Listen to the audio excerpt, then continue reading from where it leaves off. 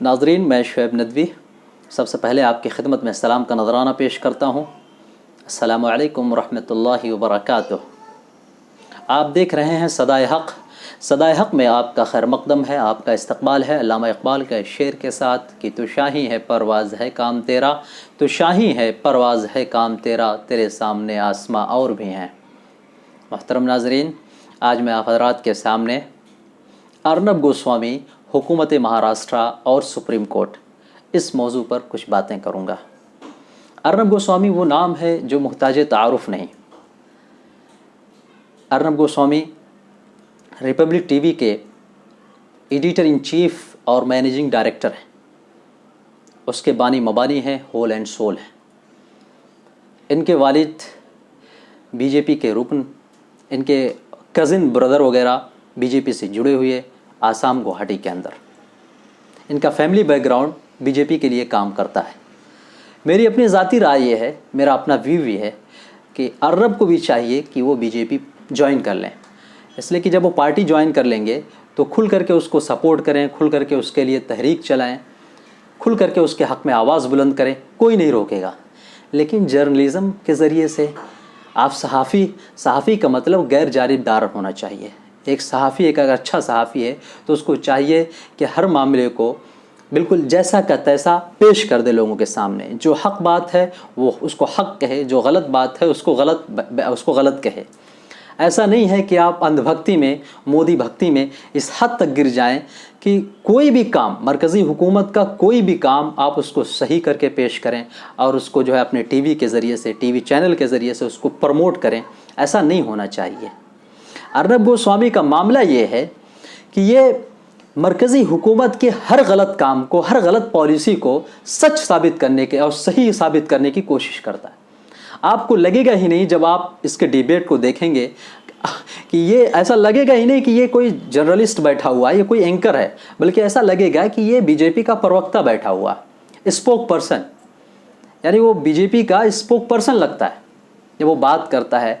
अगर कोई आदमी जो है इसकी व्यू की, इसके आरा के मुखालिफत करता है तो उसको बात तक करने नहीं देता अपने चैनल पे, यानी बुला करके अपने चैनल पे डिबेटर को उनको बात करने का मौका ही नहीं देता। अगर कोई इसके व्यू के ख़िलाफ़ बात करता है, जो इसकी राय होती है, अगर उससे राय से हट करके बात करना चाहता है तो उसको बात करने का मौका नहीं देता। इस तरह से उस पर चिल्लाता चीखता है।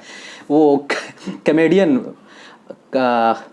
कामरा करके कुणाल कामरा जो कमेडियन है, उनका कहना है कि जब पैनलिस्ट जो है अर्नब के शो में जाता है और 1 घंटे के बाद वापस आता है तो रास्ते में सोचता है यार अर्नब सवाल क्या कर रहा था, यानी उसको 1 घंटे में अर्नब का सवाल ही समझ में नहीं आता है। इस तरह से चीख पुकार करता है अर्नब, और गुंडागर्दी और उस तरह की ज़ुबान जो इस्तेमाल करता है अर्नब, यकीनन जो है सहाफ़त के लिए बड़ी शर्म की बात है। सहाफ़त के बाब में एक काला धब्बा है, एक बदनुमा दाग है अर्नब गोस्वामी।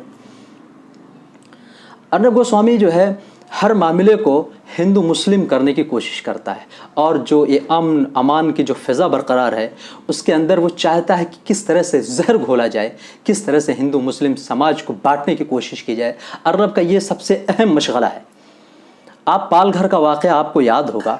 पालघर के अंदर होता यह है कि 2 साधुओं समेत उसके ड्राइवर को जो है मार दिया जाता है। 2 साधु और एक ड्राइवर की हत्या कर दी जाती है। मॉब लिंचिंग होती है।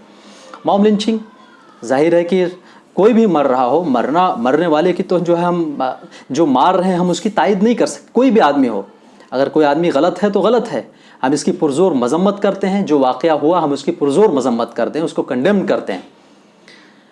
लेकिन अब उसके अंदर हिंदू मुस्लिम तलाशना, ये कोई अर्नब गोस्वामी से सीखे, इसका बड़ा महबूब मशगला है।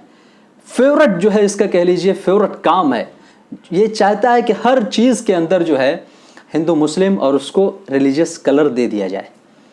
उसने यहाँ पर भी वही किया था कि अब अपने चैनल पे बैठ के रिपब्लिक टीवी के ज़रिए से अपनी टीआरपी बढ़ाने की कोशिश में किस तरह से हरकतें कर जाता है। वो उस चैनल में क्या चलाना शुरू कर दिया कि अब हिंदुओं का महाराष्ट्र में रहना दूभर, साधु संत भी अब जो है महाराष्ट्र के अंदर सेफ नहीं, मुसलमानों ने कत्ल कर दिया। इस तरह के मतलब चैनल पे बैठ के इस तरह की बातें करना और बगैर किसी तहकीक के, अभी बातचीत पूरी, अभी उस मामले की तहकीक जारी है और तुम पहले ही बैठ करके जो है जज बन गए। इस सहाफ़ी का काम होता है जर्नलिज्म करिए, आप जज मत बनिए। आप जो है बात को पूरी तौर पे रख दीजिए, जो सच्चाई है लोगों के सामने आप रख दीजिए।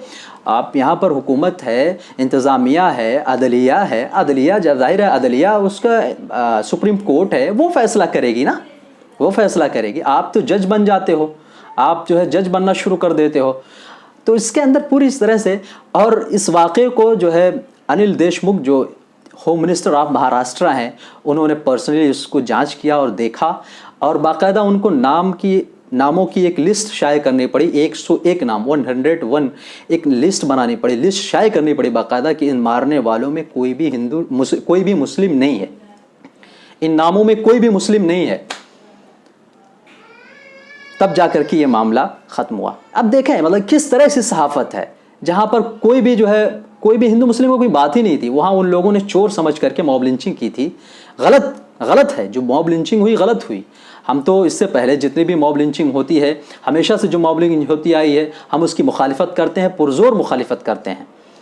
आप लेकिन देखेंगे जब आप तो बीजेपी गवर्नमेंट में जिस तरह से ये चीज़ें खुल करके और बिल्कुल एकदम से आम हो गई, क्यों? इसलिए कि जो मुलजिम होते हैं, चाहे वो अखलाक का वाक़या दादरी का ले लीजिए या पहलू खान का वाक़या ले लीजिए, या इसी तरह से जो है और दूसरे वाक़यात जितने भी हुए हैं, उन सब वाक़यात में आप जब देखेंगे तो इनके ही लोग जाकर के हार और माला पहनाते हैं मुजरिमों को। बीजेपी के लोग जाकर के हार और माला पहनाते हैं, उनकी शाबाशी, उनकी हौसला अफजाई करते हैं। तो ये चीज़ कहाँ से रुकेगी? ज़ाहिर है ये चीज़ बढ़ने वाले, जब आप गवर्नमेंट डिपार्टमेंट के लोग, जब गवर्नमेंट में रहने वाले लोग, मेंबर ऑफ द पार्लियामेंट लोग, वो लोग इसका सपोर्ट करेंगे, शह देंगे ऐसे लोगों को, तो ज़ाहिर है ये चीज़ बढ़ने वाली है ना। तो हम इस वाक़े की जो भी ऐसे वाक़यात होते हैं उसकी पुरज़ोर मज़म्मत करते हैं। ऐसे वाक़यात नहीं होने चाहिए, उस पर कंट्रोल करनी चाहिए। लेकिन सहाफ़ियों का काम ये है कि इसको किसी भी किस्म का रंग ना दें।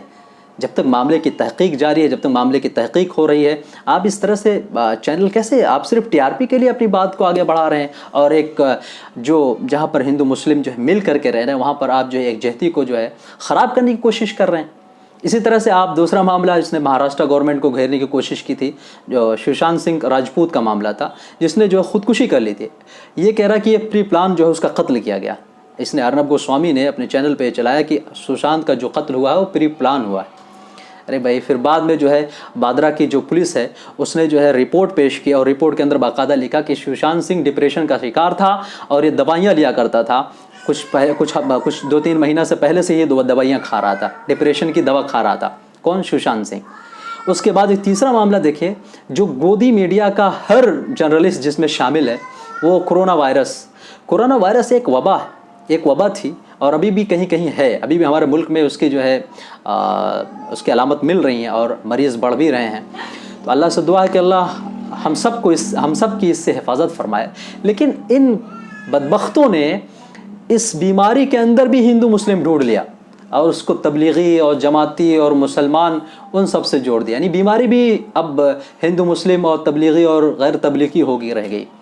इनमें सर फहरिस्त जो है अर्नब गोस्वामी, अंजना ओम कश्यप, इसी तरह से जो है सुधीर चौधरी और अमीश देवगन, ये सब के सब बिल्कुल जहर बो रहे थे। जहर यानी उनकी ज़ुबान जो है जहर उगल रही थी।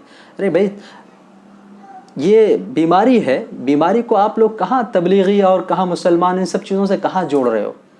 तो कम से कम खुदारा for the sake of God इस पेशे को जो है आप इसका जो तक़द्दुस है उसको ख़राब मत करो यार, इस तरह मत करिए आप लोग। उसके बाद अब हम आते हैं, महाराष्ट्र गवर्नमेंट ने अर्नब गोस्वामी को 4 नवंबर को गिरफ्तार, महाराष्ट्र गवर्नमेंट की पुलिस सीआईडी ने अर्नब गोस्वामी को 4 नवंबर को उसके घर से गिरफ्तार किया था।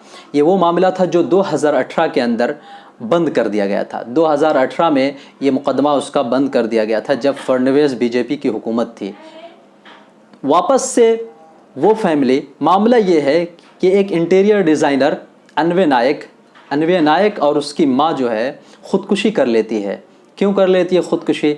ये एक डिज़ाइनर है, इंटीरियर डिज़ाइनर। अर्नब गोस्वामी ने अपना स्टूडियो इन्हीं के ज़रिए से जो है बनवाया था। जब कंप्लीट हो गया तो उसका पैसा देने में ये आगे पीछे होता रहा, पैसा उसको दिया नहीं, इंटीरियर डिज़ाइनर को उसका पैसा नहीं मिला, इसलिए वो, और छोटी मोटी रकम नहीं, एक बड़ी रकम थी, 5,40,00,000 की तकरीबन एक रकम, बहुत बड़ी रकम होती है एक इंटीरियर डिज़ाइनर के लिए। जाहिर है कि वो इंटीरियर डिज़ाइनर जो है इसको बर्दाश्त ना कर सका और डिप्रेशन में शिकार होकर के उसने ख़ुदकुशी कर ली, उसने और उसकी माँ ने। और उसके बाद उसने एक नोट भी छोड़ी थी जिसमें अर्नब गोस्वामी और 2 लोगों के, उसके साथियों के 2 नाम और शामिल हैं। दफ़ा 306 के तहत यानी ख़त्ल, ख़ुदकुशी पे उकसाने के मामले के तहत जो है मामला दर्ज कर लिया जाता है और अर्नब गोस्वामी की गिरफ्तारी 4 नवंबर को CID के ज़रिए हो जाती है। लेकिन होता क्या है, हफ्ते दिन के अंदर जो है अर्नब गोस्वामी जो है तिहाड़ तलौजा जेल से बाहर आ जाता है। सुप्रीम कोर्ट के ज़रिए से उसको ज़मानत मिल जाती है, उसको बेल मिल जाती है। यहाँ की गवर्नमेंट, यहाँ की जो हाई कोर्ट है और सेशन कोर्ट है, वो उसकी ज़मानत को खारिज कर देती है। वो पिटीशन दाखिल करता है समाअत के लिए, वो वहाँ से जो है सुप्रीम कोर्ट में फर्स्ट डे वो एक अर्ज़ी दाखिल करता है ज़मानत के लिए। दूसरे दिन सुप्रीम कोर्ट उसकी सुनवाई करती है और तीसरे दिन सुप्रीम कोर्ट उसको रिहा करने का हुक्म दे देती है। एक हफ्ते के अंदर 5 हेयरिंग होती है और एक हफ्ते के अंदर 306 का जो मुलजिम है वो रिहा कर दिया जाता है। सुप्रीम कोर्ट, अब आते हैं हम सुप्रीम कोर्ट पे। महाराष्ट्र गवर्नमेंट ने एक अच्छा काम ये किया कि जो केस 2018 के अंदर बंद कर दिया गया था, वापस से एक बेवा और उसकी यतीम बच्ची जब महाराष्ट्र गवर्नमेंट के पास आती है, उदय सरकार और ये कह लीजिए अनिल देशमुख के पास, उसकी गुहार लगाने के लिए कि वापस हमारी जो है हमारे साथ नाइंसाफ़ी हुई है, हमें इंसाफ दीजिए, आपसे हमें उम्मीद है, तो अनिल देशमुख उसको दिलासा देते हैं, उस फैमिली को दिलासा देते हैं कि ठीक है, आपके मामले में हम इंसाफ करेंगे, महाराष्ट्र गवर्नमेंट उसमें इंसाफ करेगी। इसी की वजह से जो है वो गिरफ्तारी हुई थी। उसके बाद सुप्रीम कोर्ट ने उसको रिहा कर दिया, अर्नब गोस्वामी को रिहा कर दिया। अब रिहा होने के बाद तलौजा जेल से जब अर्नब गोस्वामी निकलता है तो उसके देखने का अंदाज़ आपने देखा, निकलने का अंदाज़ देखिए किस तरह से वो नारेबाजी, और ऐसा लग रहा था कि कोई मुल्क फ़तह कर लिया हो इस शख्स ने। हालांकि उसको ये बात मालूम होनी चाहिए और मालूम है कि सुप्रीम कोर्ट ने उसको ज़मानत दी है, बाइज़्ज़त बरी नहीं किया इस केस में। हमें उम्मीद है कि महाराष्ट्र गवर्नमेंट वापस से उसको जेल में डालेगी, इसलिए कि उसकी जगह वो स्टूडियो नहीं है, उसकी जगह, सही जगह उसकी जो है वो जेल है, जेल खाना है, क्योंकि वो उसका हकदार है। महाराष्ट्र सुप्रीम कोर्ट से कहना ये है हमारा कि जितनी जल्दबाजी आपने इस मामले में दिखाई, अर्नब गोस्वामी के मामले में दिखाई है, इसी तरह से और लोग भी तो हैं, दूसरे लोग हैं जिनके मामले में आप बिल्कुल जो है खामोश हैं। बिल्कुल उसमें तकरीबन 1 लाख से ज़ायद केसेस ऐसे हैं, 1 लाख से ज़ायद ऐसे लोग हैं जो वेट कर रहे हैं, इंतज़ार कर रहे हैं आपके हेयरिंग का, कि आप उनके केस को सुन लें, आप उनको ज़मानत दे दें। लेकिन आप हैं कि डेट पे डेट दिए जा रहे हैं, उनको कोई तारीख़ नहीं मिलती, उनको ज़मानत नहीं मिलती है। आपको मैं दिखाता हूँ कि सुप्रीम कोर्ट के बार एसोसिएशन के जो सदर हैं, जो प्रेसिडेंट हैं, उन्होंने क्या कहा था, उनका मैं ट्वीट आपको दिखाता हूँ। बार एसोसिएशन के ये जो है प्रेसिडेंट है, जिन्होंने लिखा है बाकायदा, मैं पढ़ के सुनाता हूँ। President of SCBA and senior advocate Dushyant Dave writes to Supreme Court Secretary General asking if there is any special direction from CJI SA Bobde to urgently list all matters filed by Arnab Goswami while similar matters take long for getting listed। यानी वो लिखते हैं कि अर्नब गोस्वामी के मामले में वो secretary को लिखते हैं, सुप्रीम कोर्ट के सेक्रेटरी को, जनरल सेक्रेटरी को लिखते हैं कि सुप्रीम कोर्ट के मामले में क्या आपको कोई स्पेशल हिदायत दी गई थी कि आप जो है अर्नब गोस्वामी मामले को जल्दी से सुनिए, जबकि इस जैसे बहुत से मामले जो है अभी सुनने बाकी हैं और उसकी कोई वो नहीं हो रही है। उन्होंने बड़ी हैरानी ज़ाहिर की कि ये क्या बात होती है कि 1 हफ्ते के अंदर आप उसकी सुनवाई कर लेते हैं और बाकी जो लोग हैं वो आप उसको छोड़ देते हैं। ये कौन कह रहा है? सुप्रीम कोर्ट के जो है बार एसोसिएशन के जो प्रेसिडेंट हैं, उन्होंने उंगली उठाई थी इस मामले पे। इसके बाद हम देखते हैं कि इस तरह के कितने ऐसे वाक़यात हैं, कितने ऐसे वाक़यात हैं। आप सिद्दीक कप्पन को ले लीजिए। सिद्दीक कप्पन ये वो सहाफ़ी हैं जो केरला से इनका ताल्लुक़ है। वो जो है दिल्ली से हाथरस कांड की रिपोर्टिंग के लिए जा रहे थे। हाथरस जो जिस बिटिया का जिस तरह से जो है जालिमों ने उसका रेप करके किस तरह से उसकी लाश को बाकायदा जो है पुलिस की निगरानी में जला दिया जाता है, उसकी रिपोर्टिंग कर ले वो शख्स जा रहा था। उसको गिरफ्तार कर लिया गया। उसके बाद वो ज़मानत के लिए अब भी इंतज़ार कर रहे हैं। तकरीबन 1 महीने 2 महीने का वक्त हो गया, लेकिन अभी तक वो उसके इंतज़ार में बैठा हुआ। काबिल सब्बल है। इस जैसे सिद्दीक कप्पन, इस जैसे बहुत सारे सहाफ़ी हैं। इसी तरह से जो है सुप्रीम कोर्ट ने उसमें ये बात कही थी कि अगर आपको कोई बात जो है उसके टीवी चैनल की आपको बात पसंद नहीं आती तो आप उसको मत देखिए। तो माननीय सुप्रीम कोर्ट से मेरा भी ये कहना है कि अगर आप इस तरह से कहेंगे कि कोई बात उसकी पसंद ना आती हो तो मत देखिए। इसी तरह से जो आप दूसरे जो है लोग जो गिरफ्तार हैं, मीरान हैदर हो गए, खालिद सैफ़ी हो गए, इसी तरह से जो है उमर खालिद हो गए, सुधा भारद्वाज हो गए, और बहुत सारे जो सहाफ़ी, जर्नलिस्ट और कह लीजिए सोशल वर्कर जो इतने वक्त जेलों में हैं, सलाखों के पीछे बंद है, उनकी बातों को भी अगर आप पसंद नहीं करते हैं तो आप छोड़ दीजिए। उनकी बातों को आप नज़रअंदाज कर दीजिए, उनको आप रिहा करने का हुक्म दीजिए। ये होना चाहिए, लेकिन ऐसा नहीं हो रहा है। आखिर जमहूरी मुल्क में जिस पे हम सबसे ज़्यादा भरोसा करते हैं, जहाँ पर आखिर जो हमारी आखिरी उम्मीद होती है, जहाँ पर हमारे आखिर में जहाँ तक हमारी उम्मीदें जो है जा कर के रुक जाती हैं, वो सुप्रीम कोर्ट होती है। सुप्रीम कोर्ट से एक जमहूरी मुल्क में रहने वालों को सबसे ज़्यादा भरोसा अगर कहीं होता है तो सुप्रीम कोर्ट से होता है। अगर कोर्ट हमें इंसाफ देती है, तो कोर्ट अगर इंसाफ के साथ काम करती है और फ़र्क नहीं करती है, खा वो अर्नब हो या सिद्दीक कप्पन हो या इस जैसे और भी जर्नलिस्ट हैं और लोग हैं, और आप पर्सनल लिबर्टी की बात करते हैं। पर्सनल लिबर्टी सिर्फ अर्नब गोस्वामी की तो नहीं है साहब। पर्सनल लिबर्टी तो सिद्दीक कप्पन की है, उमर खालिद की है, मीरान हैदर की है, और भी सारे लोगों की है, खालिद सैफ़ी की है, सुधा भारद्वाज की है। जितने भी लोग अरेस्ट हैं उनकी भी तो पर्सनल लिबर्टी उनकी भी तो है ना साहब। मेहरबानी करके आप जो है अपना रवैया ऐसा रखें ताकि लोगों का यकीन और एतमाद सुप्रीम कोर्ट पर बना रहे। इससे ज़्यादा मैं कुछ नहीं कहूँगा। मुझे उम्मीद है कि अहबाब हमारी इस वीडियो को पसंद करेंगे। आपसे दरख्वास्त है कि आप हमारी वीडियो को लाइक करें, शेयर करें, कमेंट करें, और कुछ कमी ज़्यादती हो तो उसके लिए मुझे बतलाएं, उसके लिए कमेंट करें। Thanks for watching. जज़ाकुमुल्लाहु खैर।